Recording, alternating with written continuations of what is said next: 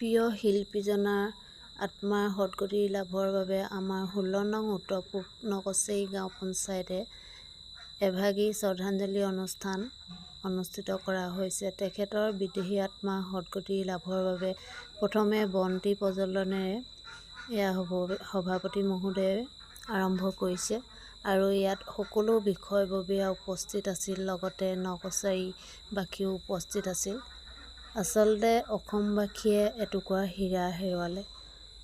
বিশেষকৈ যোৰহাটবাসীৰ গৌৰৱ জুবিন দা আৰু এই পৃথিৱীত নাই, এই কথাষাৰ যেন মানি ল'বলৈ ইমান সহজ নহয়। তেওঁ য'তেই নাথাকক কিয় শান্তিৰে থাকক। তেখেতৰ যি সংগীতৰ অৱদান তাক যাতে সকলোৱে সুন্দৰকৈ জীয়াই ৰাখে তাৰে কামনা কৰি তেখেতৰ শ্ৰদ্ধাঞ্জলি জনাইছোঁ। এয়া